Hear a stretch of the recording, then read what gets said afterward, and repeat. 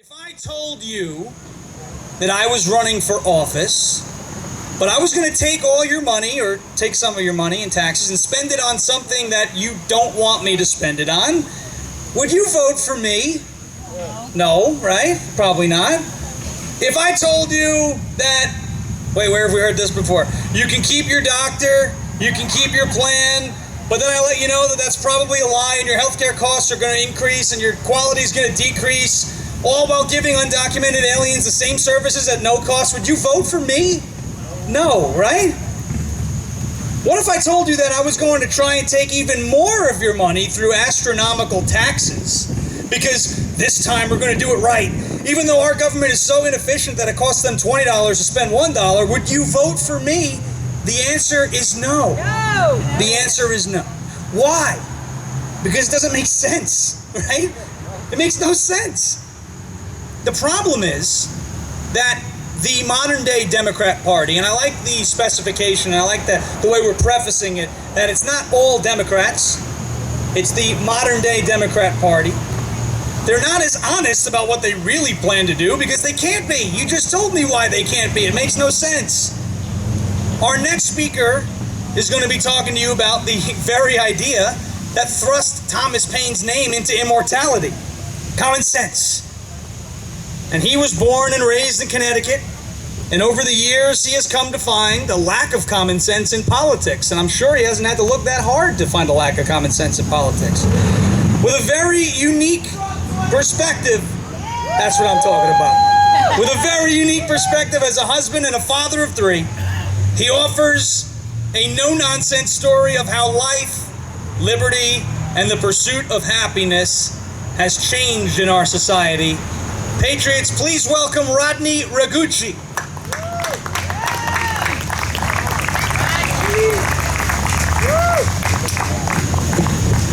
Good afternoon. How's everybody doing? Good. How you all? So, my wife asked me to start writing this speech and come up with a topic. My concerns for America, our children, our constitutional rights, and my mind started going in a million places because every day we're faced with new challenges and new situations that question whether or not we really are fighting for the right thing. But I soon realized that all the problems had come down to one common thread, and that common thread was common sense. So I decided to search the internet. I searched for the word common sense, and the results were pretty interesting. The first thing I found was that in 1775, Thomas Paine wrote Common Sense, a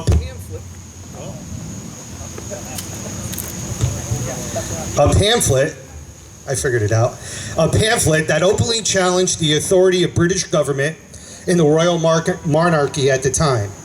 In very plain language, it helped early American colonialists decide to vote for independence from England. It was a call to those who would listen, a call to unify all patriots in simple terms, and they reacted. It was their original intuition that told them that something was not quite right with the countries that they had left behind. They had come to this new land to pursue happiness and soon realized that although there were very many different nationalities, they would all come together as one new nation. Paine used his writing talents to explain that all people are born into a state of equality, that no one man should rule over or above others. Of course, his reference directed to the King of England at the time. He would then go on to write that the people should have a representative government for the colonies. These representatives would be a voice for the common people.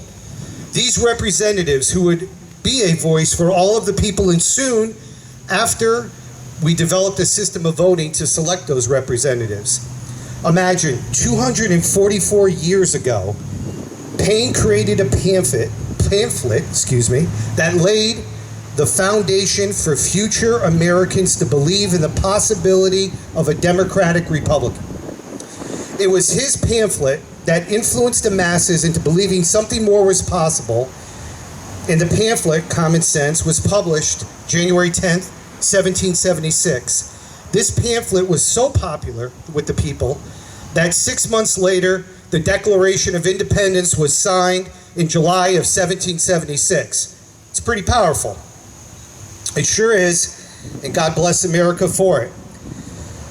But now, I can't help but wonder what he was thinking in the months that led up to him sitting down and writing that pamphlet. I could see a middle-aged man sitting down at a wooden table under candlelight, holding an ink feather in hand, and thinking of the type of country that these new settlers wanted. A country where citizens would come first, and where its residents were free to create a republic of, by, and for the people.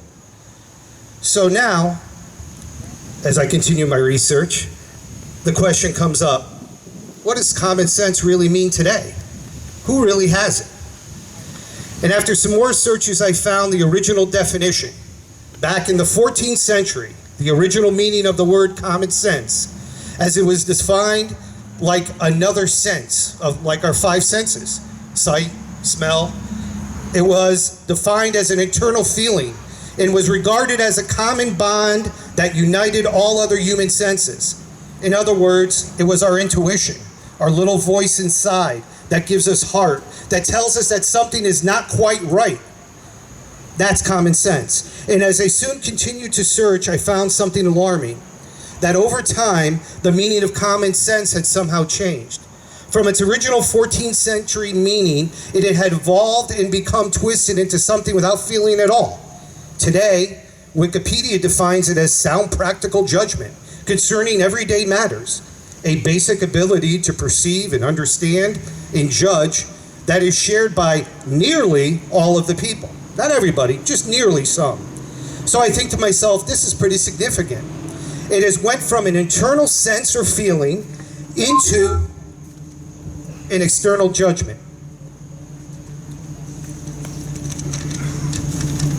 And what's wrong and what's worse, our children are being taught that to be common only matters if it is judged as being socially acceptable. That somehow your intuition doesn't matter. Crazy. Where's the common sense? And I realize that this is the seed that has been planted in our young and has now grown up into entitled teenagers that we see today. Fed by giant liberal social media businesses which act like scoreboards for our success and approval in society. They create messages of hate, extreme situations. They invoke political persuasions to get people upset, to fight, or to simply stay online for that next post, all in the name of profits and likes. Most importantly, they have become the standard by which we live our lives. Cyber friendships, posts, and pictures keep our children, who are 8 to 18 on average, 7 hours per day in front of a screen. That screen controlled by liberal social media. Now I realize my children's freedom is gone in a way that they cannot even recognize. This is why we hear people say today, common sense isn't common, or kids have no common sense anymore. It should come as no surprise, because it's not their fault, it's ours. Because we have not gotten enough people out to the polls to change it. People who care about what is really going on in America today. In our state, we have left it up to very liberal, democratic educational system to teach our children. An educational institution with its crown jewel, Common Core. A flawed standard by which children are graded. And even though it's had no proven effectiveness, that children's scores still aren't getting any better, we still keep the same pathetic democratic leadership in office. Between the 7 hours online and the 7 hours our children are in school, they're being brainwashed into believing in open immigration, environmental climate change. My children last week had a walkout for 5 minutes to support environmental climate change because they thought that the environment in the world was going to end in 10 years. This was being taught to them. Boo is right. And a socialist form of government, even worse, while learning to disrespect the President of the United States. Pathetic. Is this what Thomas Paine intended for future generations? Absolutely not. And as I concluded with the research I had done on common sense, I realized the truth. The truth is we need to speak out. We need to vote for new representatives that can explain these founding principles in simple terms, like Thomas Paine did to our founding fathers. In this case, to our children. In conclusion, I'd like to say that all of the people here believe that our children should be taught to love our country, honor our history, and to always...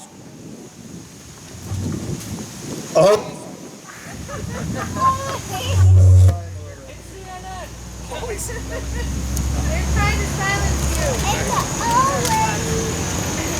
You're good now. You're good now. I'm good? Sorry. It's kind of hard when you lose your momentum, right? You're in the middle of a speech. So in conclusion, I like to say that, because I think it's important, we believe that children should be taught to love our country, honor our history, and respect our American flag. We stand united for all families that want to protect this land of liberty for their beautiful children, born and unborn.